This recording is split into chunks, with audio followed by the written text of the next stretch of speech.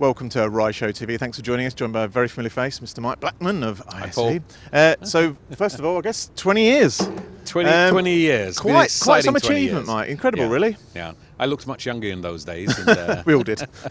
But that's a fantastic achievement, though. You must be very proud. It is, and I'm proud of all the companies that have supported us throughout all of those 20 years, but particularly for the 27 that are still remaining. We had 120 exhibitors in that first year. Many of those companies don't exist anymore because either their business has changed or they've been acquired by many of those 27. And it's funny, there are a couple of companies in there that acquired quite a few of the others. And you know, I'm proud of them for the continuous support.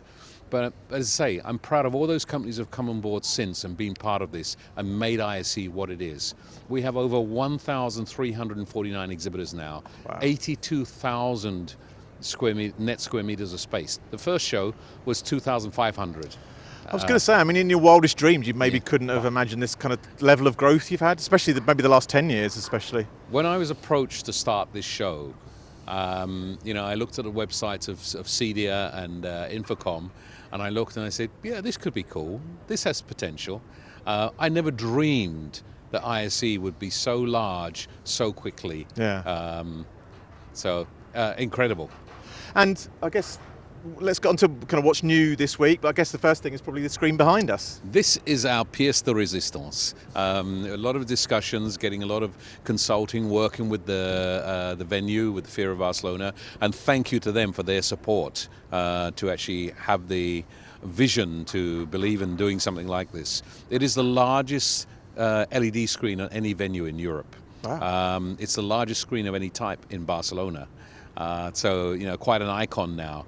But what's really amazing is that, you know, we're here in the middle of the day and you see how impressive it is. You should see it at night time. The good thing as well is nighttime, it scales down, so it's quite sustainable. And it's only using about 3% of the energy nighttime to actually create an unbelievably impressive picture. And this is a permanent install at the Fear, but we get the debut, I believe. Exactly. It's a permanent installation. Feels We've fitting. debuted it. It fits to an AV show.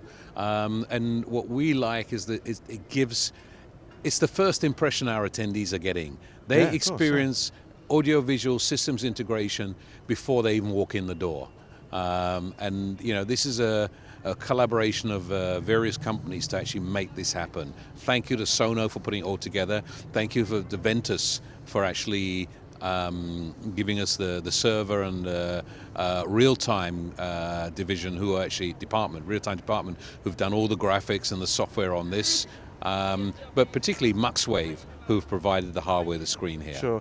And Lang, who've actually been you know, the initiators of this and supplying the screen here. Sure. I mean, one of the reasons for the show's incredible growth is that you've always, every year, you've not kind of rested on your laurels. You've always looked to add new things, kind of adapt.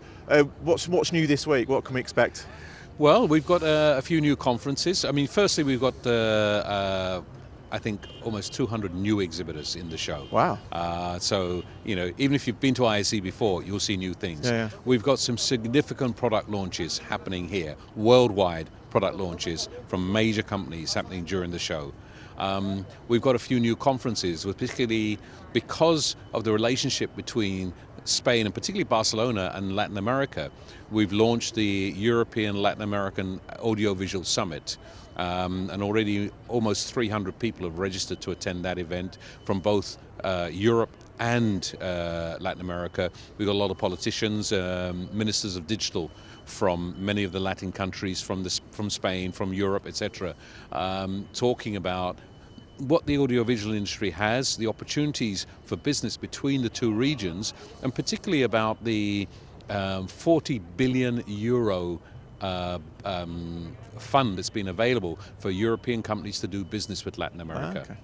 Yeah, it's great to see a show that is firmly based in Europe kind of looking further afield. I guess that's one way to expand it. Absolutely, absolutely. And we're seeing growth. Our registrations, our pre-registrations are running 25% ahead of what they were last year, and about 15% ahead of our best year ever, which was 2019. Wow. So we are looking not only on floor space, number of exhibitors, but at the moment we're pointing towards having a record attendance as well. Incredible. What do you, I mean, that's huge numbers on kind of even last year. What do you put that down to? Is that kind of more promotion on your side, or word of mouth? People maybe having a little one day here last year, they're staying for 2 or 3 days this year? Yeah, so we're seeing confidence in exhibitions generally, but for ISE we're seeing people are coming back, they feel confident to travel and be back here in Barcelona. Secondly, our industry is expanding, so we're seeing more and more corporate users, more and more end customers coming to the show to find out why AV is important for them. Not just what's here, but why it's important for them.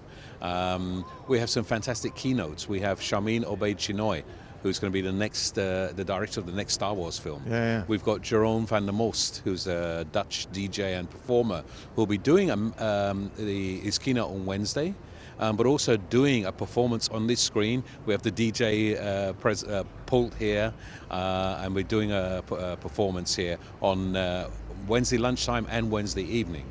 And then on Thursday we have Sofia Crespo, and Sofia is the artist in residence for us at Casa Batlló. We opened up on Saturday night, we opened with a projection mapping on Casa Batlló from Sofia, and we did it again last night. The streets were crowded. I mean, the whole of Paseo de Gracia was closed. I watched it from Instagram, and it looked packed. And this is our gift to the city of Barcelona.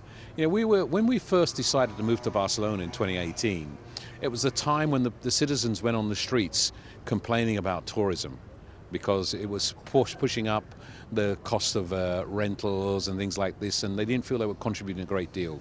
We wanted to show we do contribute. And you know, we did an economic impact survey that showed that ISE contributed last year over 386 million euros in the time we were here to this city. And that's on taxis, hotels, you know, the money we're leaving here, temporary jobs. As well as that, we've got all the permanent jobs coming in with companies who are setting up subsidiaries here as well, like Lang or Midwich, etc. So these are factors that are actually really encouraging the city. But we also wanted to do something for the citizens, because on one part we're saying, here's this big, huge show coming into town, and it's going to do so much for Barcelona, but we don't want you to come. So we said, what can we do to actually do something for the citizens of Barcelona? And we said, let's do the mapping. Let's do something which is free for them to attend, something that is entertaining and impressive. And we did it last year with Rafik Anadol. We did it this year with Sofia Crespo, and who knows, it might become a permanent aspect of ISE for the future. Brilliant. Well, what's left for me is to wish you best of luck for this week. Thank you. We won't need it, Mike. You know, the show is a marvel, we all know that. But yeah, best of luck, and be interested to talk to you on Friday and see how the week's gone. Me too. Cheers, Mike. Thank you. Be sure to tune for Rideshow TV. Lots more videos this week. Okay, and we'll see you soon. Bye-bye.